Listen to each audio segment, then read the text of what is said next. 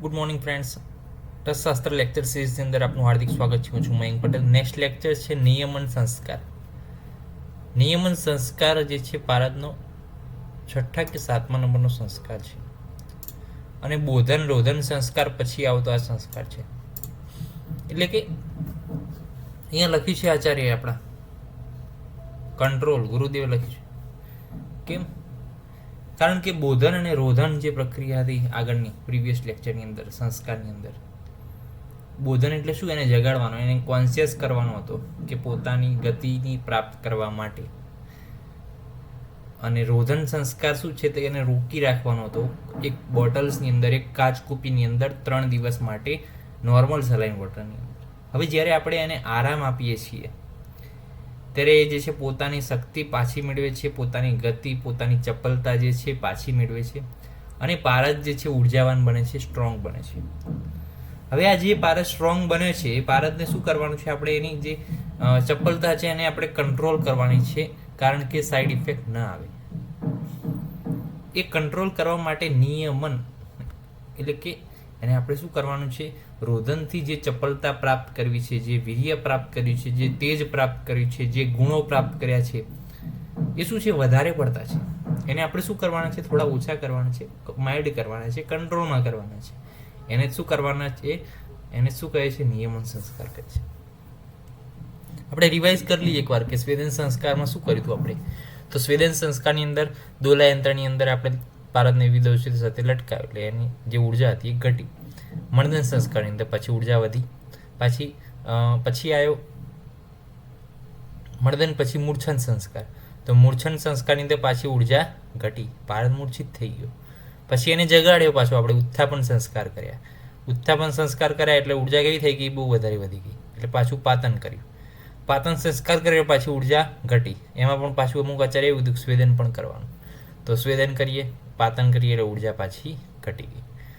હવે એ પાતન કરી, ઉર્જા ઘટી ગઈ. ઓકે, ત્યારબાદ આપણે કયો સંસ્કાર કર્યો? પાતન સંસ્કાર પછી કર્યો બોધન અને રોધન સંસ્કાર.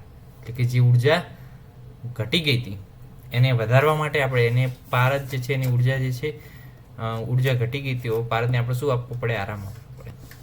તો આરામ આપવા માટે આપણે બોધન અને રોધન, રોધન એટલે કે આરામ આપ્યો પારદને. તે ઉર્જા પાછી શું થઈ? પાછી ગેઇન થઈ ઉર્જા. હવે જે ઉર્જા વધારે પ્રમાણમાં ગેઇન થઈ છે, જે સ્ટ્રોંગ બને છે પારદ, એનું નિયમન, એનું કંટ્રોલ કરવાનું છે. તો એના માટે નિયમન સંસ્કાર આવે છે. તો આને શું કહેવાય? ઇસીજી ઓફ ધ પારદ કહેવાય. ઇસીજી ઓફ ધ પારદ સમજે કે એકવાર ઉર્જા વધે, એક સંસ્કારમાં ઉર્જા ઘટે, એકવાર ઉર્જા વધે, એક સંસ્કારમાં ઉર્જા ઘટે.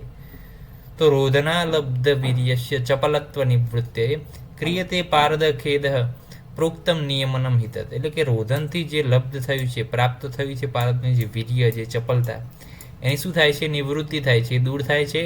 અને પારદ જે છે સેવું બને છે? સ્વેદ. અને એને શું કહેવામાં આવે છે? નિયમન સંસ્કાર કહેવામાં આવે છે.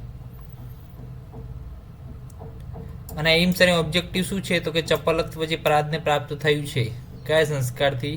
બોધન અને રોધન સંસ્કારથી જે મોટિલિટી મળી છે, ચપલત્વ મળ્યું છે, ચંચળતા મળી છે, ગતિ મળી છે, એનું નિયમન કરવાનું છે. અને જે વીર્ય છે એની જે પ્રાપ્તિ કરવાની છે. અને વહની મિત્રત્વકારક કરવાનું છે. કેપેસિટી ફોર હાઈ હીટિંગ, કારણ કે નેક્સ્ટ સંસ્કારની અંદર હીટિંગ આવતી હશે, એટલે આચાર્ય અહીં લખ્યું છે કે વહની મિત્રત્વકારક, એટલે કે પારદ ગરમી સહન કરી શકે એવો જે છે અહીંયા બનાવવાનો છે નિયમન સંસ્કારની અંદર.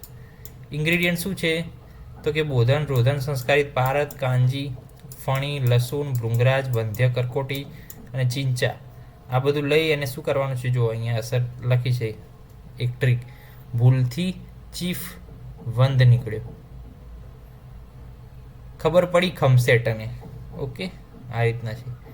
ખમસેટને ખબર પડી કે ભૂલથી ચીફ વંધ નીકળ્યો, એટલે કે ભૂલથી, જો ભૂ મીન્સ ભૃંગરાજ, લ મીન્સ લસુણ, ચી મીન્સ ચિંચા, ફ મીન્સ ફણી, વંધ વંધ્ય કરકોટી અને નીકળ્યો. ઓકે, તેની અંદર ઉપર ઔષધિઓ છે એનાથી બોલસ બનાવવાનો છે. આજે જે ફણી છે, લસુણ છે, ભૃંગરાજ છે, માર્કવ છે, વંધ્ય કરકોટી, ચિંચા, એનાથી બોલસ બનાવવાનું. એની અંદર પારદને વચ્ચોવચ્ચ મૂકવાનું, એને પછી કેળાના પાંદડાથી ઢાંકવાનું છે. 4 ગણા કોટનના કપડાથી ફરીથી ઢાંકવાનું છે. દોલા યંત્રમાં કે જેમાં કાંજી ભરી છે એમાં લટકાવવાનું છે. આ રીતના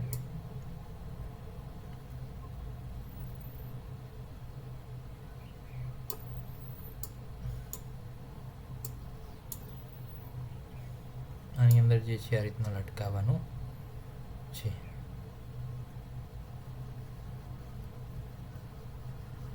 આમાં શું ભર્યું છે? કાંજી ભરી છે.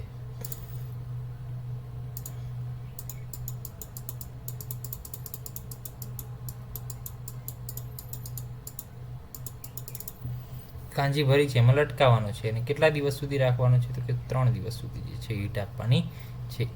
માઇલ્ડ હીટ આપવાની. કેવી હીટ આપવાની છે? માઇલ્ડ હીટ આપવાની છે. રોધન સંસ્કાર ભારતમાં અતિ બળ, શક્તિ, દ્રુતત્વ, ચપલત્વ આપે છે. અને નિયમન સંસ્કારથી શું થાય છે? કંટ્રોલ થાય છે. નિયમન સંસ્કારથી રોધન સંસ્કાર દ્વારા જે ઉર્જા વધારે પ્રમાણમાં મળી હોય, જે ઉર્જા, જે શક્તિ, જે ચપલતા વધારે પ્રમાણમાં મળી હોય, નિયમન સંસ્કારથી જે છે ઓછી થાય છે. તો આજે વાત કરી છે આપણે નિયમન સંસ્કાર વિશે. નિયમન શું છે? અકોર્ડિંગ ટુ ધ કયા આચાર્ય કીધું છે? અકોર્ડિંગ ટુ ધ રસ હૃદય તંત્રએ કીધું છે કે નિયમન શું છે? પક્ષ છેદન છે.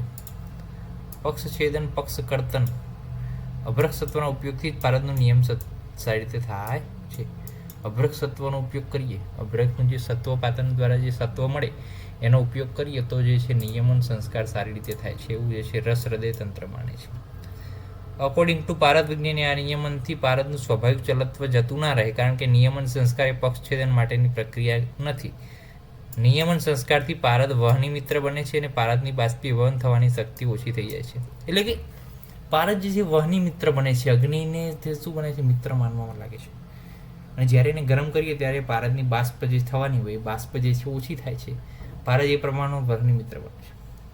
વહની સાથે એનો કોન્ટેક્ટ જળવાય તો પણ જે છે ઉડતો નથી, બાષ્પ બનતો નથી. એ ટાઈપનો જે છે ભારત બને છે નિયમન સંસ્કારથી. તો નિયમન સંસ્કારથી ઉર્જા કેવી થઈ? ઘટી, પાછી કંટ્રોલમાં આવી. તો આજે આપણે વાત કરી નિયમન સંસ્કાર, કે જે રોધન સંસ્કારથી ઉર્જા ભારતની અંદર વધી હતી, એ વધેલી ઉર્જાને શું કરવાની છે? કંટ્રોલ કરવાની છે. કંટ્રોલ ઉદયશેઠથી નિયમન સંસ્કારથી. ઓકે, તો જે છે એનાથી શું થાય? પાછું ચપલત્વ, વીર્ય જે છે બધું નિયમન થાય ને વહની જે છે મિત્રત્વ કારક બને. કાંજીમાં કઈ લટકાવવાનું છે દોલાયંત્રમાં, એના વિશેમાં અભ્યાસ કર્યો આપણે આજે. અને અભ્રક સત્વનો ઉપયોગ જે છે અહીંયા લખ્યો છે રસ હૃદય તંત્ર, એ રીડિંગ કરજો. કે રસ હૃદય તંત્ર હોય બુક, તો ત્યાં આગળ જે છે અભ્રક સત્વનો ઉપયોગથી ભારતનું સારી રીતે જે છે આ થાય છે. તો એ રેફરન્સ પણ જોજો. અને બાષ્પીભવન થવાની જે શક્તિ છે ભારતની, એ પણ શું થાય છે? ઓછી થાય છે, જ્યારે આપણે એની અંદર નિયમન સંસ્કાર કરીએ છીએ. તો નેક્સ્ટ લેક્ચરની અંદર દીપન સંસ્કાર સાથે મળીશું. ત્યાં સુધી જય ગુરુદેવ, જય હિન્દ, જય ભારત, જય આયુર્વેદ, જય ધન્વંતરી. નમસ્કાર.